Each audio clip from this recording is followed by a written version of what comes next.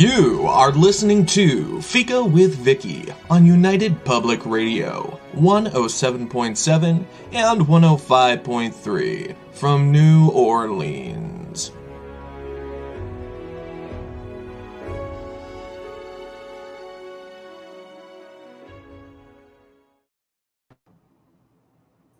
Hello, everyone, and welcome to Fika with our returning guest, Zohra Zoberi, and me, your host, Vicky Benison.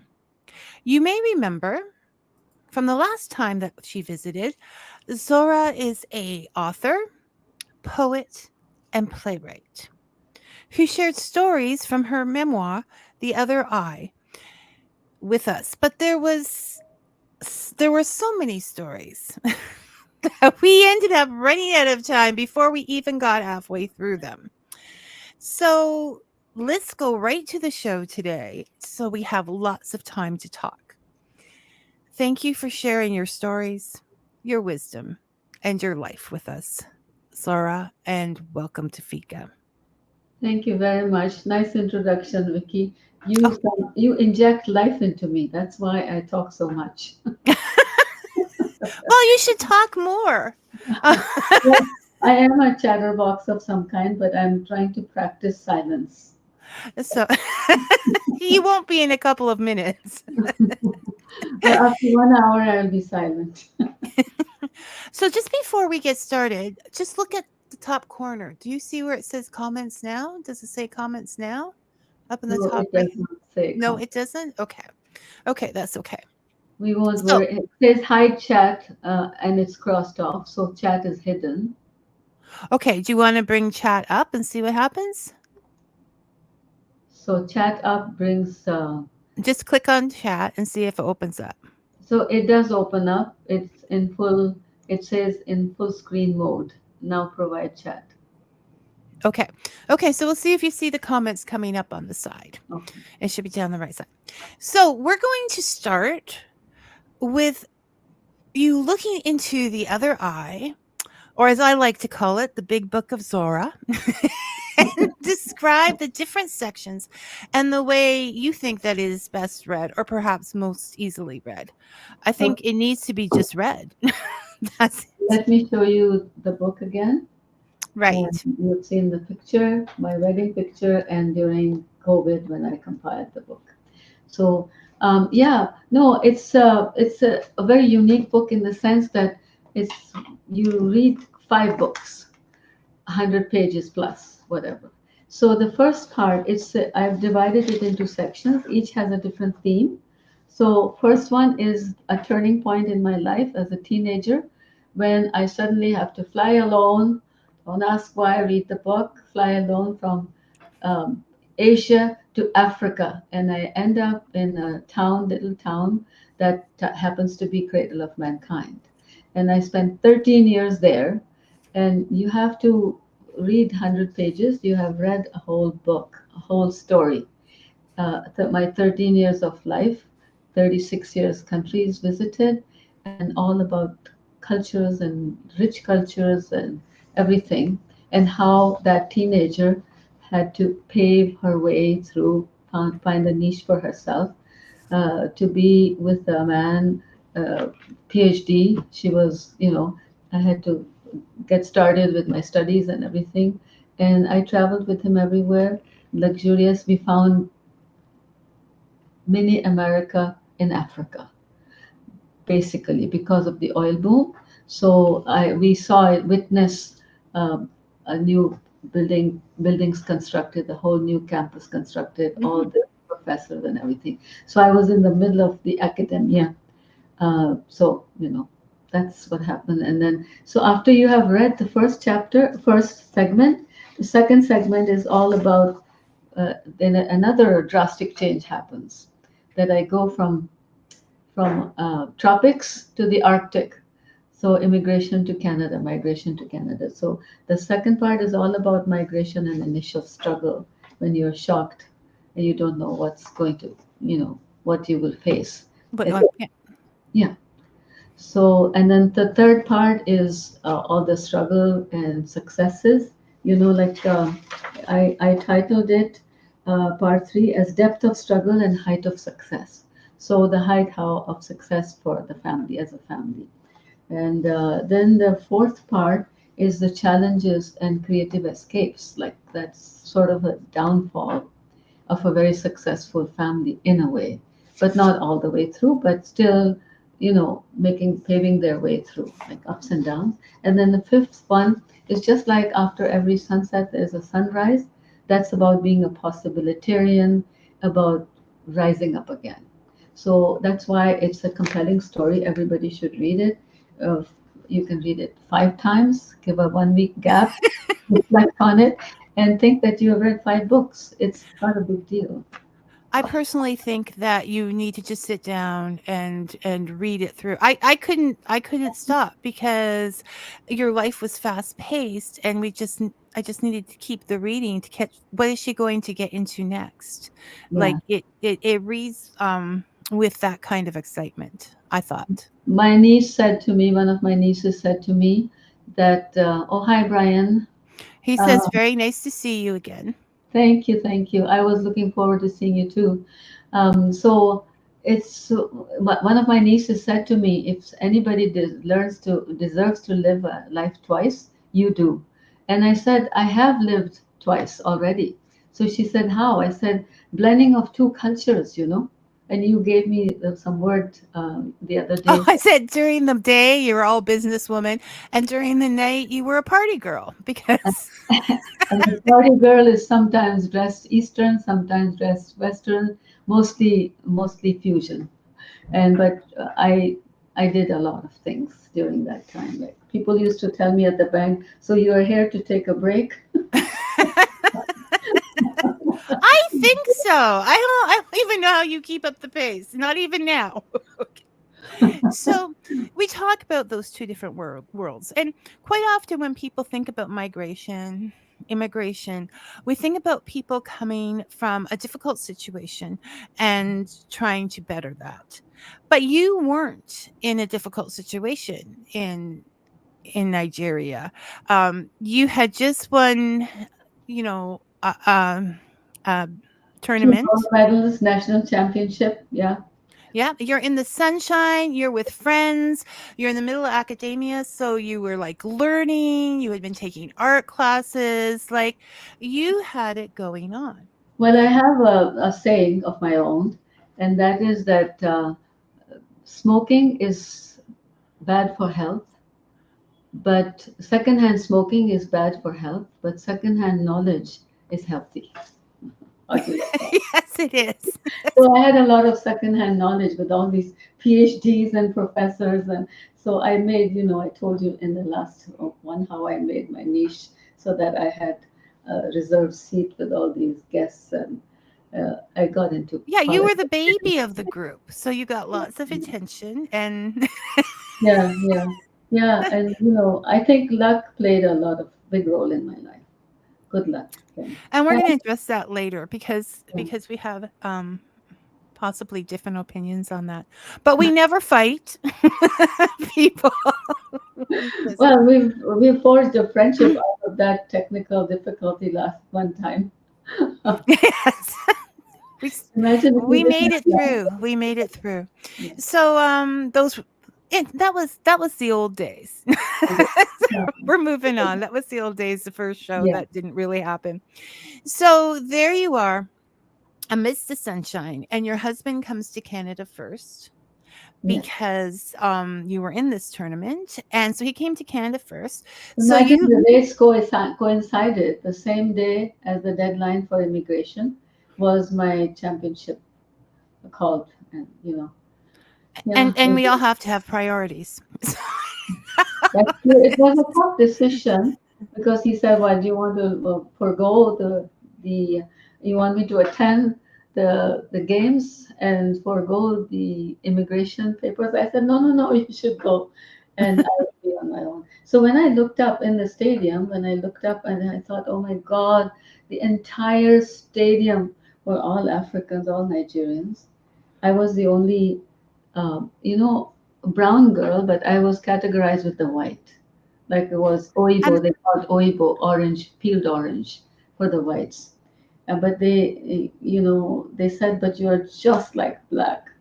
So that was a good compliment for me. But it was quite a drama, that match. It gave me a wonderful, sweet memory to leave the country with, you know. And so you left, the sweet feeling. And you arrive in Canada by yourself and you're getting off the plane. And how do you feel? What do you see? What are your feelings at that point? People have to read the book to find out that in transit, in transit, my identity was stolen during transit, but I will not share the story. How I was scared when I land, they will tell me go back. But it did not happen. They accepted my explanation. Well, I think we should look into how old were you when you immigrated? Yeah, well, put 16, well, add 17 to 13 years. Can you So, calculate? 30 some, 31 or something, yeah? yeah, Start. yeah. And so and so your husband, so you were living a pretty good life. Well, that, And like we had once a year, paid vacation, every 9 months, paid vacation, and ticket. The travel agent came home to give us the itinerary wherever we wanted to go and everything. So it was, and the travel expenses were paid as well. So it was like, I mean, just super luxury. But people take things for granted. After 12, 13 years, we didn't think a big deal of it. you know. and then you began to.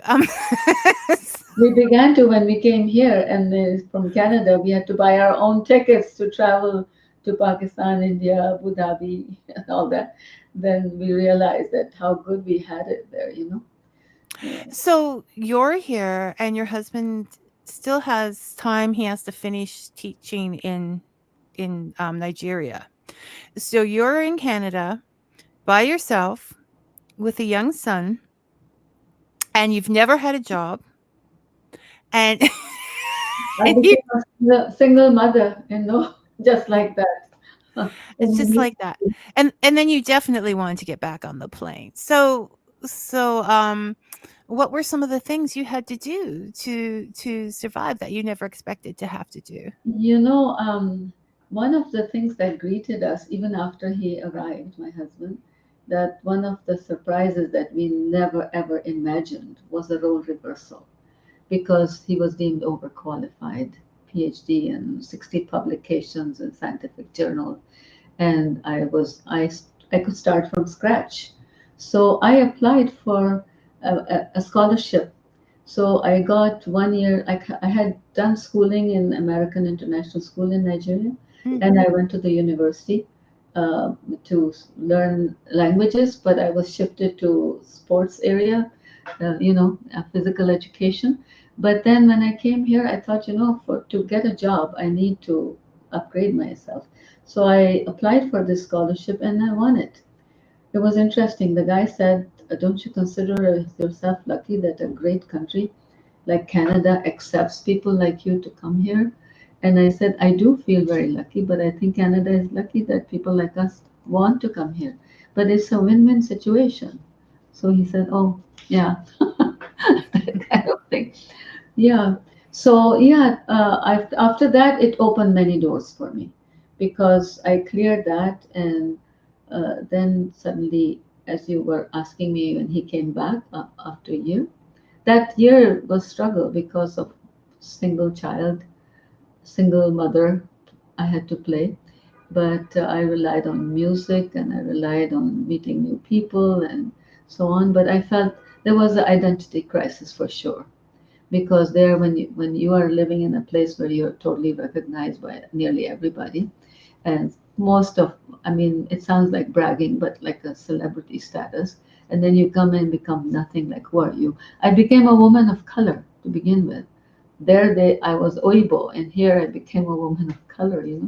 So, but now 1976 was a not a very good year for South Asians to arrive, because they came in bulks and people were quite apprehensive. So there was a bit of racism and all that stuff. People asked me I was living in Patty Palace, where I Definitely misunderstandings and yeah. fear. And when you show, when you demonstrate lack of confidence, like, where is this place, where is that place, and people think that, like, you made all the way here to Canada and you don't know this little thing, you don't know how to go from downtown to Mississauga, that kind of thing.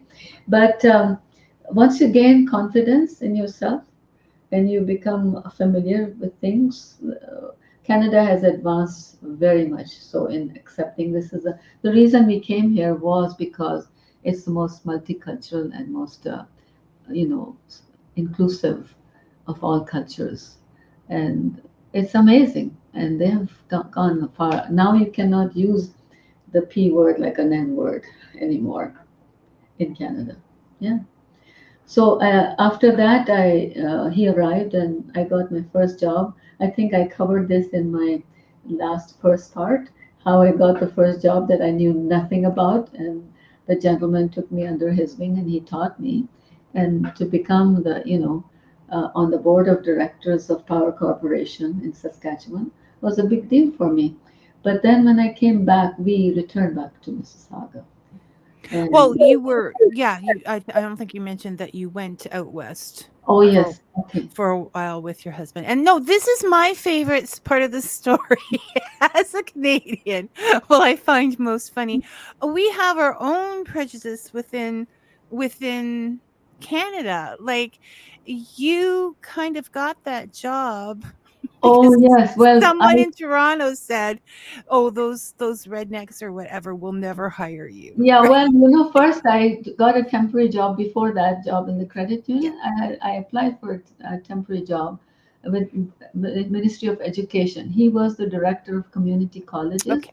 I still remember his name after so many years, Jake Katarna. Wonderful, nice guy. And I was told here by my advisor after I qualified that when you go out west, there they don't know as much about other cultures, so they're not exposed. So you should not declare your three gold medals like in high school and all that, and that your schooling was in Pakistan originally. And so when I went for it was in my resume. So I said, Mr. Katarna, I don't want to waste your time because this is what I was told by my counselor. And but these are the things that I'm proud of. So he said, those Eastern bastards, they think we're so ignorant out west, You are hired. Left the room for a cup of coffee on the way. I said, did I hear right? He said, you are hired. And it doesn't matter why you get hired, just as long as you get hired, But they right? were so nice. They were very, very nice. The education minister came to visit the office, and then he said, "You are the first person." He didn't quite say woman of color, but he said expatriate or something along that. I can't remember the exact word. And we welcome you warmly. I was in the building. I was the first. But they were all old ladies who were tired of sitting on their old chairs and everything. They saw this, who is this young chick, and the minister is ordering a new chair for her. He said, this is too wobbly. Get her a nice new chair. So I became the subject of a gossip first, and I thought it's okay. All over a chair. Now I'm that age. Now I'm that age. I have to be careful not to gossip about these beautiful young girls. So, and the role reversal for you continued because unfortunately, people's credentials are not always recognized when Yes. they move. Yeah. So you became the, I guess, the breadwinner, the person who went out and Yeah, he went took care of back to things. Nigeria for a year, as you mentioned earlier. And when he came back, and I was a single woman, when he came back, he was shocked at the fact that I am getting a job and at the bank and all that stuff. And he thought that, because I was hired as a management in training. And I learned a lot there because one time they dumped me with 1,000 statements to be mailed. And I looked and I thought, like, am I a mail clerk? They hired me as so, when we are in third world countries, they call, we have such a classification of higher grade people and lower, and then, and I learned that that's not the way here. Every job is respected. That's part of our faith, but we don't practice it. So what happened was, after that, I was reluctant, and the next day the manager came and said, "I will take them. If you don't want to send the mail, I will take it." And I thought, "Oh my God, like he's the manager, and he's willing to do it." Then I learned my lesson, first lesson.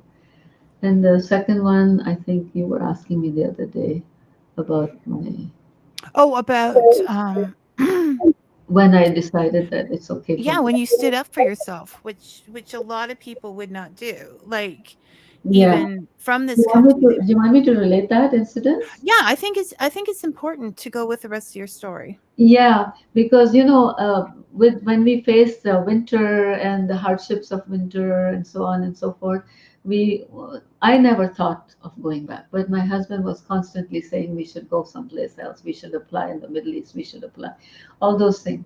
But I said, once I burn my boats, that's it.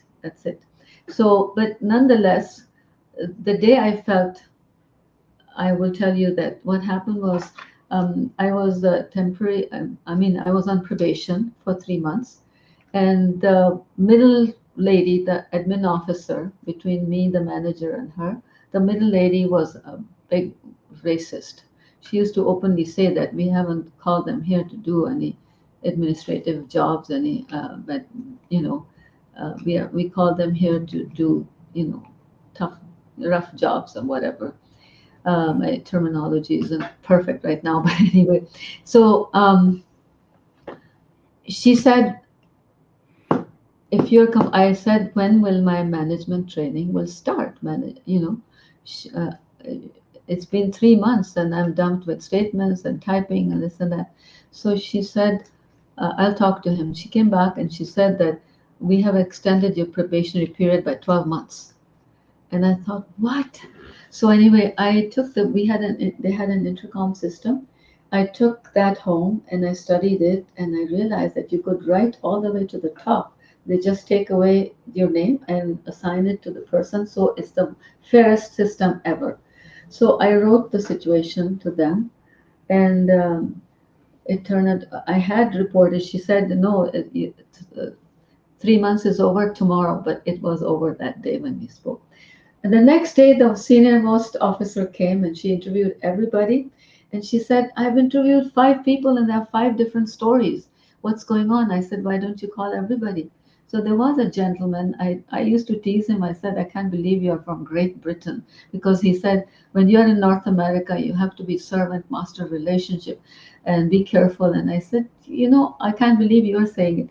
But anyway, so they put the whole blame on him, and he started stuttering, and so I said, I don't know where I got that strength. I mean, my husband at home was out of job, and I was new employee in a new country, and everything got on. I mean, I think divine intervention. I called for it, and I said, Jack, why don't you stop being a chicken for once? Just tell the truth. And so he said, I rather like Zora's performance and so on. So they got up, the manager shook hands and apologized, and then I was confirmed employee in good standing. And from then, it gave me a boost to do the best. And imagine him and I, the manager, it turned out to be the same date of birth. So there used to be a blue cake and a pink cake together. For us. So I think that day I thought, justice has prevailed. I am not here as a servant master relationship. This is a country where justice will be done. Is and that was one of the first, like, you started to feel at home That's right. Yeah. when you saw that justice. That Yes. was Then this I embarked on this journey. It's Well, true. and I think it's important to say that you had a lot of responsibility. You were taking care of a household. You didn't have time for this kind of thing. But a lot of people born and raised in a country will not stand up for themselves like that. So once again, I'm calling this daring, not lucky. We're gonna have this little chart here, daring and luck. And I think it's your Yeah, I was very daringness. lucky because I did invite him for lunch and thanked him that it takes, everybody can make mistakes, but it takes uh, courage for people to accept it, admit, and then work on it, you know. Yeah, no, it was very strong. And the reason you bring up Great Britain is because you spent a lot of time in London and England, so he was surprising you with his difference. Brian is So, asking us about the corporate culture. yeah, Brian's asking, Sora, you've talked a lot about how culture differs socially from country to country. Do the corporate cultures vary as well? Of course, corporate culture varies, and women at work. I mean, there are many women back home in Pakistan and India who are working and everything. But the way those 15 directors, board of directors in Saskatchewan, the way they treated me with utter respect, I was the only female, was very impressive, very impressive. But I somewhat of an old tradition. They pull chairs for me and they open the car door for me. I enjoyed that. 15 of them She was back to being a celebrity, right? for a while. Anyway, but in the bank corporate culture, coming to it, Brian, I have a chapter about changing corporate culture. So when you read the book, I'm hoping you will know what happened because initially they listened to me. The manager called me and said, a marketing manager will sit with you for a week. I think, did I cover it in the last time or not? I can't remember. No, I don't think we did. We didn't get this So far. I said, "Oh, good. I want to learn marketing." And he said, "No, he's coming to see what it is you're doing that's working so that the branch is number one in all products in Ontario." And it happened within a short period. And it was because I think being friendly to people, having exposure to so many cultures and everything helped me. And then I got one trick is that when the Swedish guy came to open an account and I traced his accent, I think I mentioned that that brought me a lot of luck because then I learned that if you talk to people at their level, maybe say one or two things in their language, and like I have love of. I think every human being is a miracle of life. If you look at people that way, you will love them, you will like them, you will want to be nice to them, and they're nice to you then. So simply by treating people like humans instead of numbers, as the bank often does. Regardless of color, race, culture, creed, whatever. No, That's because why. you spoke so many different languages and you learned that that made a big difference to other people feeling at home Well, I when you learned I checked the customer base. There were a lot of Filipinos, so I learned two phrases in the Filipino and two phrases in Italian. Don't ask me if I still remember them, but the minute I would utter them, they would be like mine forever. Loyal customer. well, but you understood that because you were new once as well, right? So Yeah, yeah. Love you of people will always get you somewhere, really. that's not why you do it though. You do it because you love the people. But it will also get you some. No, but I like to try new things, and I never would have known that I had the selling ability. I discovered it in the bank in Canada. I would never have known. My And dad had that quality. and not only that, you won.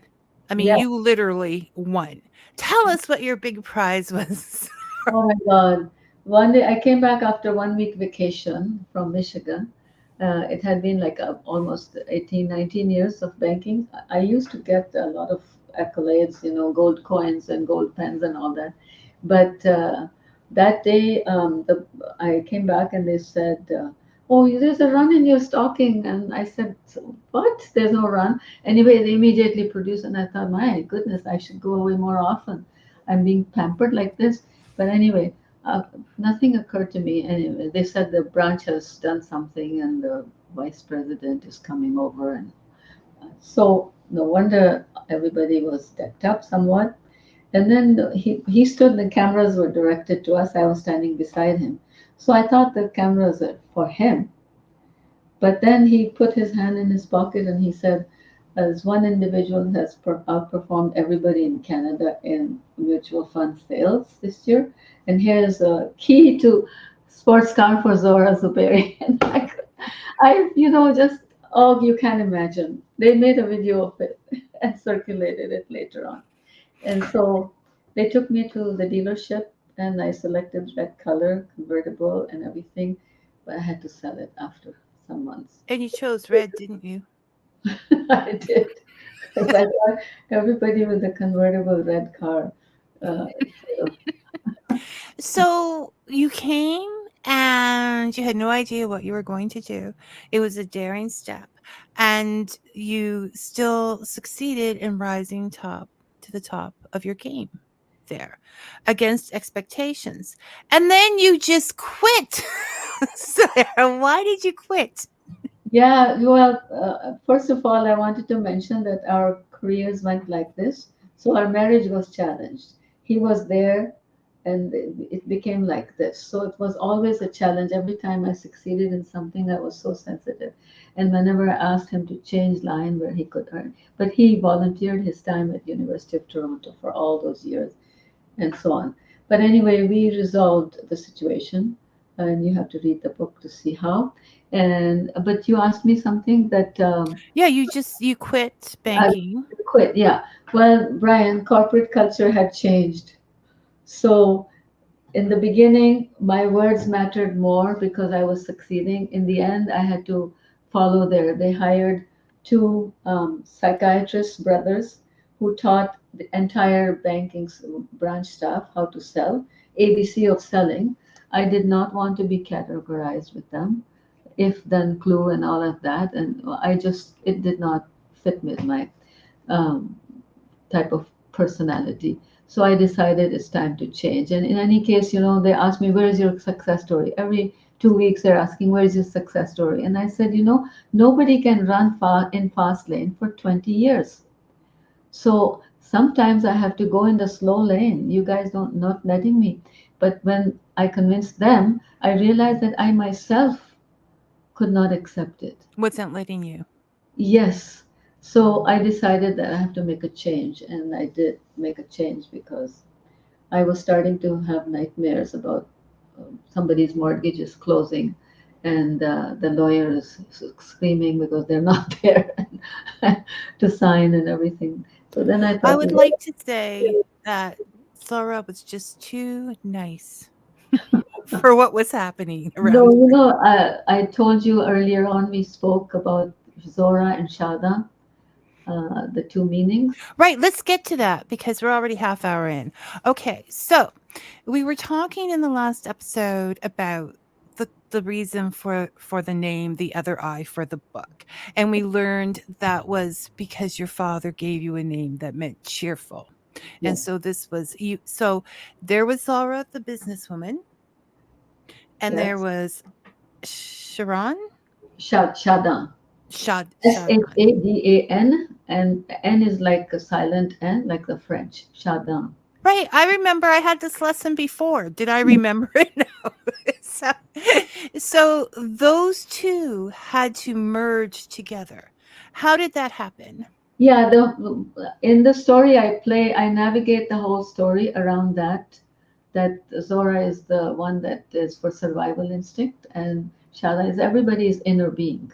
It's a spiritual quest to achieve the integrated I.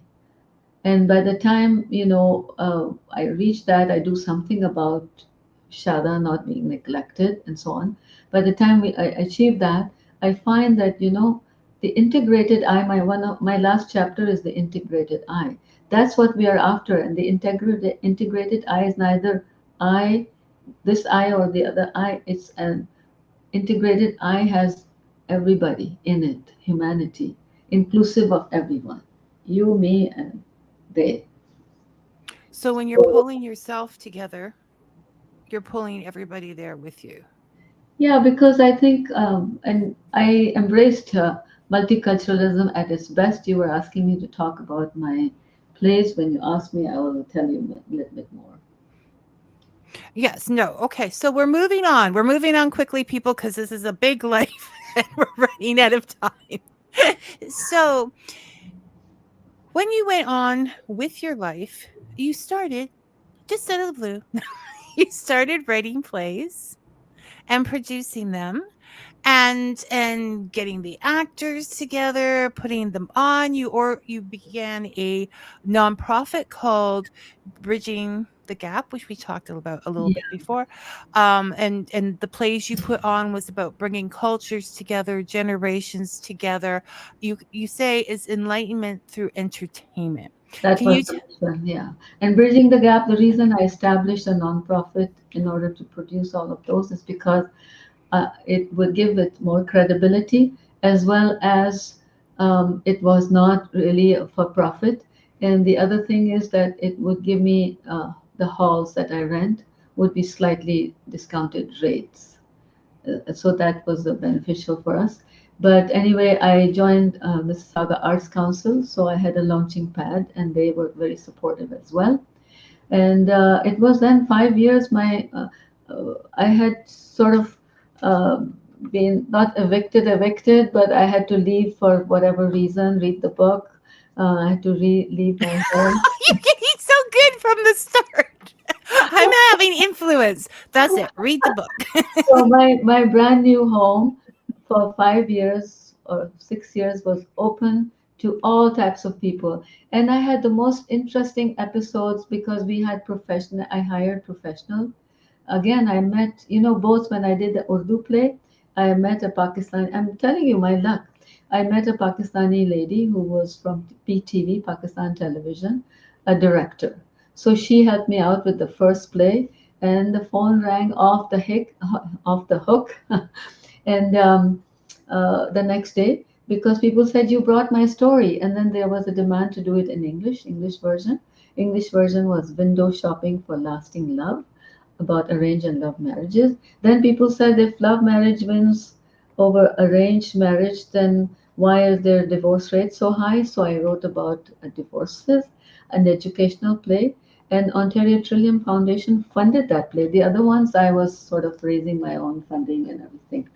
But you would laugh for the first play. I just booked the hall ahead of time. I hadn't even written the play completely. I booked the hall 8 months down the road. My husband said, "Are you kidding? It's such a big financial commitment and everything. What will happen?" But I was working by then optometric dispensary, and so all these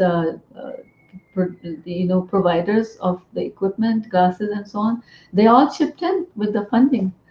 So the first one went successful after this one, and then the third. Then I did one on from a window for a widow. What from a widow's closet, and about two widows, how they were back home in India and Pakistan from two different Hindu and Muslim widow, and they meet. I have a Jewish guy, Muslim widow, dating a Jewish guy.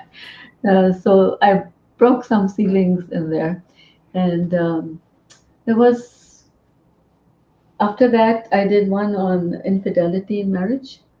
It was Prison in Paradise, and you must read the book to know what happened with it and how I hired people from my, you know, hairdresser, from somebody I met, an Italian lady I met in a wedding, and I said to her, "Can you play a 5-minute role in a play I'm going to stage?"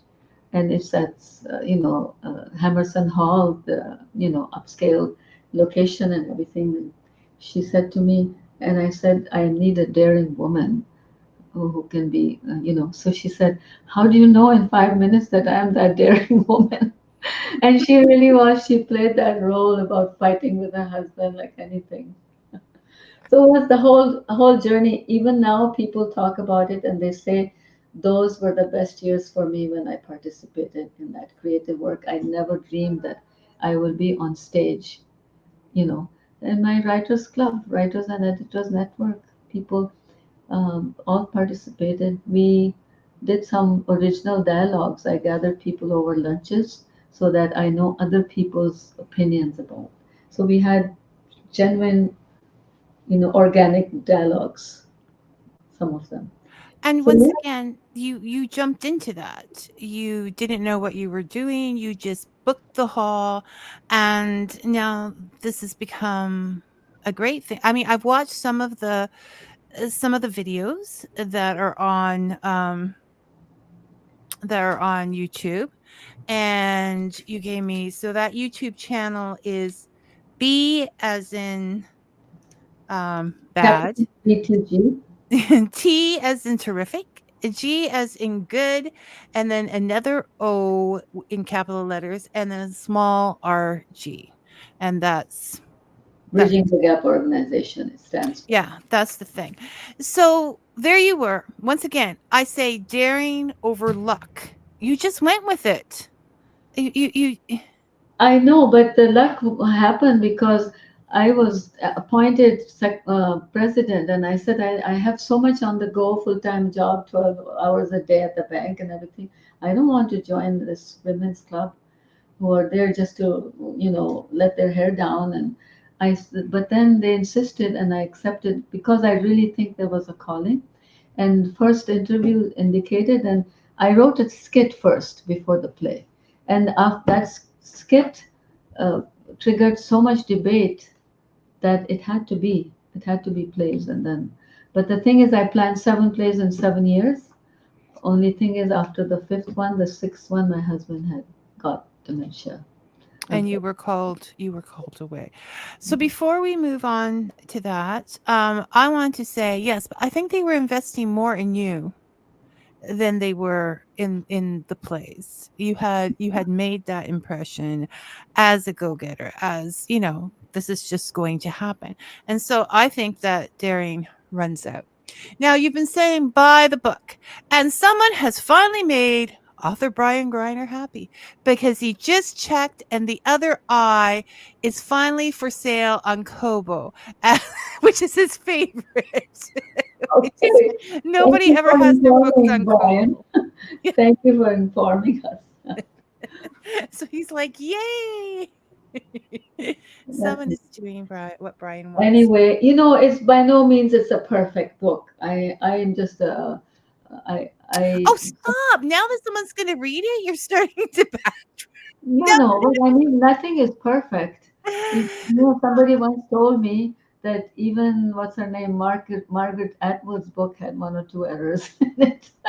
Oh, they all do. No, no, no, no. You can't go by typos and stuff because they all have typos. They all Oh, have, and why are we there? We're yeah. not there to say, "Oh my gosh, there's, a double word or something." We're there for the story.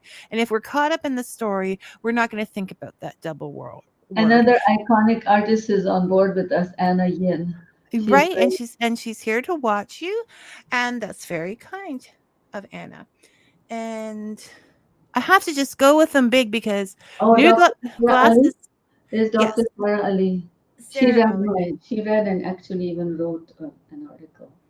So she has read. This is like a mini review here on Fika. She has read the other eye, and she said it's an amazing roller coaster ride. It is full of surprises from a young girl from Pakistan to a strong, independent woman. The book is full of surprises, especially for women, that nothing can stop them. It is. It's an amazing story. And like I said, you might suggest that people read it one section at a time, but I'm saying once you get started, you're going to go through the whole thing. And Vicky, it but is you the have, big, sorry to interrupt, but yeah. you have to have that. Nobody can do it all on their own. It's all with the help of the people. Nobody ever said no to me. That was my luck. I don't think you'd let them. I Yeah. honestly don't. It wasn't that I was some smart aleck or something. It's just that No, no, no. I had the You're zest, I had the desire, and I was genuine. And when you're genuine and people help you, then You success. you were enthusiastic, you were passionate, and animation attracts people.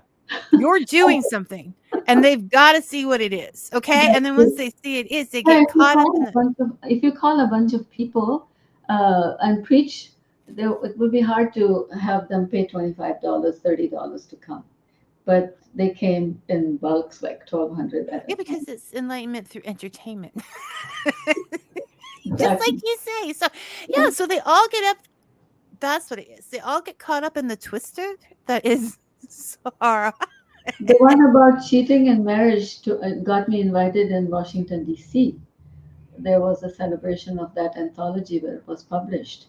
And, we reenacted a scene, a professor from Montclair University and myself, we reenacted a scene of a Pakistani lady who came between the white couple. And there's a fiery scene in there about how they finally become friends actually, because she was, you have to read the book. Yes, yes, you do. You have you have to read it. So okay, so moving along, what we wanted to get to next is you had to leave. Um, you were working at the dispensary for glasses and things, helping people, which you found a little more pleasurable than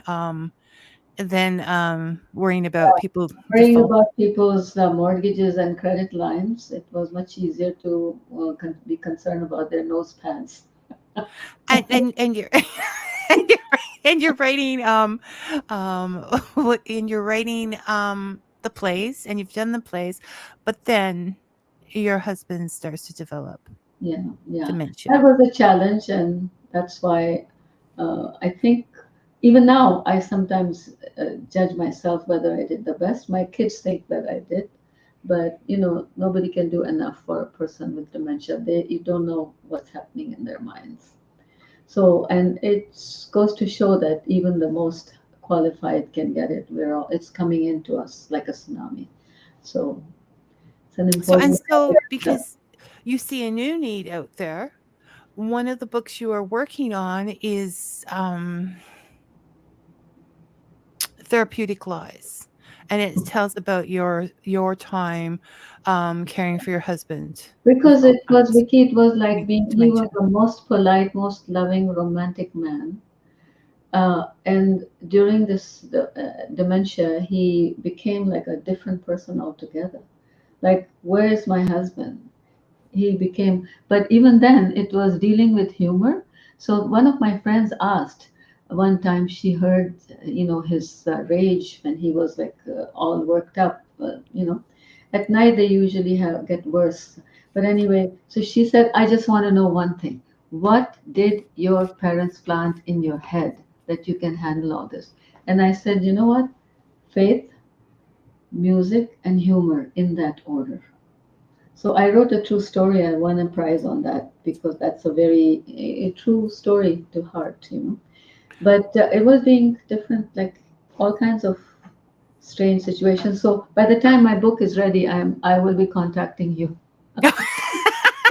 Okay, I'll keep an eye out for And that. if you I take won't a- I won't rush you because I've rushed others before and now I feel kind of guilty about it. So you mentioned that you won awards and you've won a lot of awards. You won awards when you were banking for your banking. You won awards for your academic when you were younger. You mentioned your 3 gold medals and then the plays and the volunteer work and da da da. What do these awards mean to you? Do they encourage you to go further? Do you Before I mention what the awards do to me, I don't want to sound like so boastful, because the truth of the matter is that the smartest of people can make blunders sometimes. I made one wrong decision when I could have had done a daring step, and I did not take it. I left my pragmatic side, and I made an emotional decision that changed the course of my life. And that's why the life is about going down and then coming up again. Now back to your question, yeah, and that how is, do yeah. and if you want to know about that, people, what do you have to do, Zara? Well, the thing is, if you worry about the destination first, no. It's the journey that matters. If you enjoy the journey, destination usually comes and in good way. But when you get an award, you feel really, really good about it, and it's a pat on the back. But the awards have a secondary agenda, and that is, please do more of the same.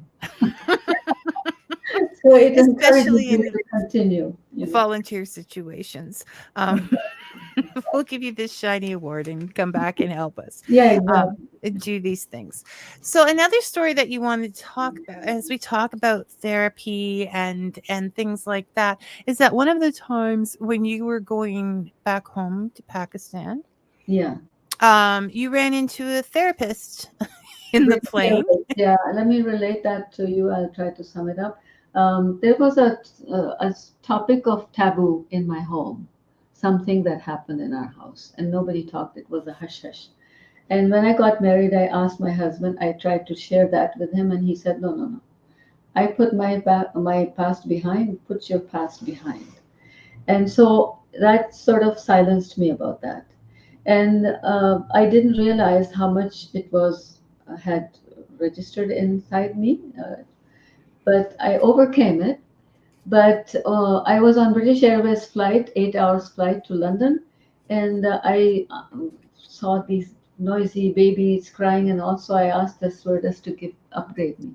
And when I went upgrade, I occupied a seat beside a tall gentleman, and I said, "I'm sorry to interrupt, because you would have had this empty seat." He said, "No, no, not at all. I'm a nervous flyer," and it turned out to be that he was going to meet his 18-year-old girl daughter who had a nervous breakdown. And that just opened the can for me. So I shared my mother's story after the partition of India and Pakistan, how she had, like, I mean, she was separated from her brother, from her parents, and they had to run like thousands of miles not knowing where they were going and all that stuff. So all that I was able to share that she had, and the second bad, stroke she had episode was when I was 12 years old and how I dealt with it. And this man kept asking 8 hours. We spoke for 8 hours. He turned out to be a professional therapist. He had his fist closed, and I said at one point, I said, "What's in that fist?" And he said, "I was about to take a tranquilizer." I said, "So here's water. Why don't you take?" And he said, "No, now I have you. And I'm just thinking that you were 12 when you handled something so difficult. And I am a therapist." So it was when I arrived Pakistan, I wrote a story in Urdu language, and I gathered the whole family, read, we shed tears, and afterwards we all laughed, and everybody said, you have released this. So I think mental illness is a taboo in many places. Now it's less and less, luckily. But still, even here, I find that not everybody admits if they have a problem like that. And one in every four Canadians have some issue with their And then the mind. problem grows bigger. That's why we all have to reach out. So now when I go out and I meet strangers, they say, "What do you do?" My first thing I say that I spread love. And they get intrigued, they find out, and then we share, and we find so many. There's so many people that need to be spoken to with love and affection. Well, and just this one chance meeting with a gentleman in the plane, with I'm going to visualize that at night. I don't know if you were flying at night or not, but I see it as night because you're so secluded in this one place, right? It's When like, we landed, he was probably twice my size. I'm barely 5 foot, and he was 6'3" or something. And I realized, oh my God, I was speaking to this giant all along. He was a really nice guy, very nice. He gave me his card, but would you believe I never called him? After I wrote my memoir, my niece knew about it, and so she said she found out the name, Paul Anderson. So somewhere in USA, there's a Paul Anderson who is a therapist. She contacted, she gave me his number. I called him. We had a nice chat because I said, you know what? I know you're not the same Paul Anderson. My niece has found you for me. He said, "I'll read your book." to see what this other Paul Anderson was like. Well, that's life. You have to celebrate life. No, definitely. And I we think, only have, we're here now and we might as well take advantage of it, right? yeah, well, yeah, we all have to go one day. And I'm learning, sometimes if I get irritable over something or somebody, I just think that you don't know what caused that. I give, you always should pause. I pause and I think. And now you were also asking me about my philosophy that I got out of the uh, eye opener when I joined the dispensary from banking into managing eyeglasses dispensary. Oh, you have so many philosophies. Well, you should develop a philosophy out of every challenge that you overcome. We do. So, what was the philosophy that came to you then? Everybody came, everybody came with give me the best panoramic vision in my progressive glasses. Everybody came. And I thought that, you know what? We have to have best panoramic perception of our world at all times because we in Canada, many children have never seen real poverty, for instance. Many children who complain about this, that, or the other do not know what some children, millions of children in the world, are suffering from. So I try to draw that in. Anyway, so best panoramic perception of the world. The minute you have a problem and you think about what's happening, there's fires going on in Canada. There's wars going on. People are getting killed. All kinds of things are happening at the same time, and I'm worried about this piddly widdly little thing. Suddenly your problem becomes like so small. So celebrating life every day. Yeah, no, there's always somebody that's sadly going through. It doesn't mean that your problem is not important, but it means Yeah, it is. You focusing have on to it do, is not going to be the way yeah, to you go. have to, yeah, you have to tackle with the problem. And even with dementia, I realized my husband dementia, like first it was a big shock.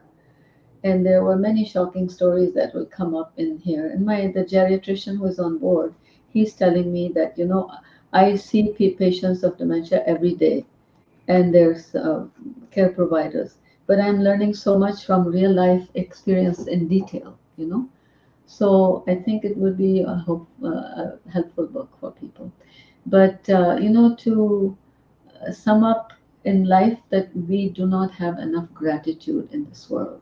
Most people do not realize that and my grandmother, I have it in the book, we have a belief that God is nearer than your jugular veins. So whenever we cry too much or something, my grandmother would say, touch your veins here, touch, he's nearer. Just be happy that, and you can hear uh, and so I think that when we sleep at night, we are like half dead.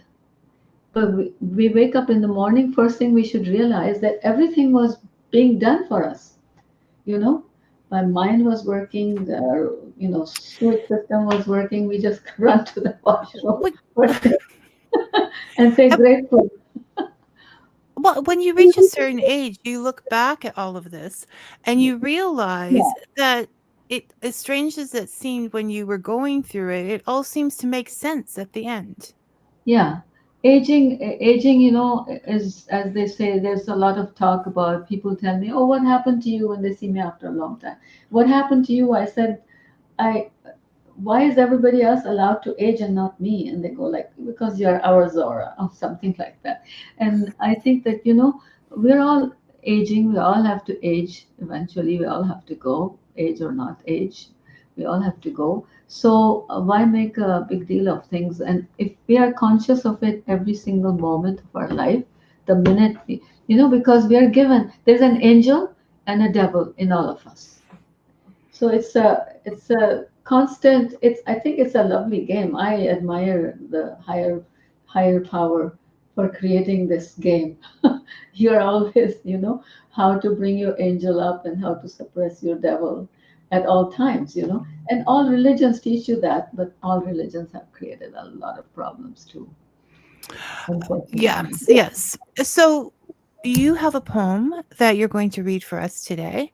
I'm just going to finish off the comments first so that we can. I haven't even heard this poem yet, so I'm looking forward to it. So, uh, Anna It Yin, ties in with the theme. Anna Yin says that she's going to be look um looking for she doing an interview with you for her project. Okay, great. So that's something to look forward to. Brian Greiner asked, "You need to write another book, the philosophy of Sahara." I know, but when you get this book off of Kogo, I off have of a partial Kogo, Brian. disability I have not declared, and that's my vertigo. And from vertigo, I developed a philosophy, vertigo philosophy. And that And is to counteract your negative thoughts with positive, just like the ear on ear takes care. our best friend Shireen, who gets us here, um, said you and you talk to everyone, including Uber drivers. Learn from you to spread love. You definitely celebrate life even when faced with many challenges. Thank And you. that, ladies and gentlemen, is from her daughter-in-law. So there, I just have to leave it there. Okay. Okay. Are you ready Um, for the poem? okay, I am. I just okay. So we're gonna turn off comments, guys. Thanks for everybody Thank you participating, from me too. and go over to brands. And okay, I just want to mention once again, if you want to keep up with Zora and her new book that she's working on about dementia and anything that she's writing, just go, if you see it going across the bottom, or if not, just Google her name and go to her website. I think that's, or the YouTube site that I mentioned before. Yeah, my usual website, Bridging the Gap, I closed, but this one is just has all the clips. The one BTG.org. Okay, Okay, all right, so time for the poem. and for the poem, it's called The Illusion of Self. Is there a you, or is it just a dogma, social norms, or blind indoctrination? I wish I could enlarge it. Isn't your individuality merely a mob mentality? How we assume our belief are absolute, how we assume our beliefs are absolute, our biases resolute. Who are you really? Your you is my me, our unique individuality. That's the reality. Is your essence your social status? Is it about your color, race, or creed? The degrees you attained?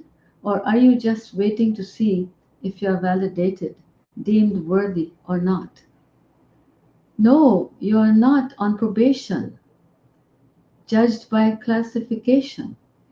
Why be imprisoned? Why be imprisoned by external forces?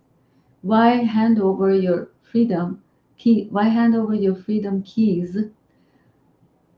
Remember that their you is your me, uninhibited, judgment free. Why not seek the integrated I that includes a unique me, unique you, and all others too? So, my last chapter in the book is the integrated I, which includes everybody, humanity. Love of humanity, embrace it, guys. Thank you so much for sharing that poem with us. I Sorry would that love I it. couldn't read it so fluently because of I thought I would be able to enlarge it, but I couldn't. Yeah. I know, and they make everything so little nowadays. Remember when everything was just the right size to see? Um, The first time you start to have weaker eyesight, I said, why do they make the needle holes so tiny now? And somebody said it's not the needles, it's your eyes. But you know what? My son laughs. I have a zesty retina. I am in love with the sky in front of me, 29th floor. I think I'm already partially in heaven.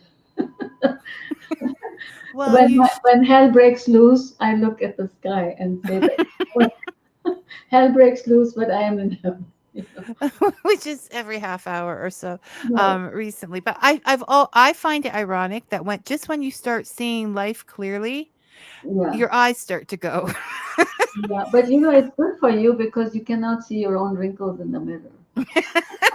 That's it. Yeah, Well, no, I'm going to pick up those new glasses right after this. I don't want to know. I don't think I want to put them on.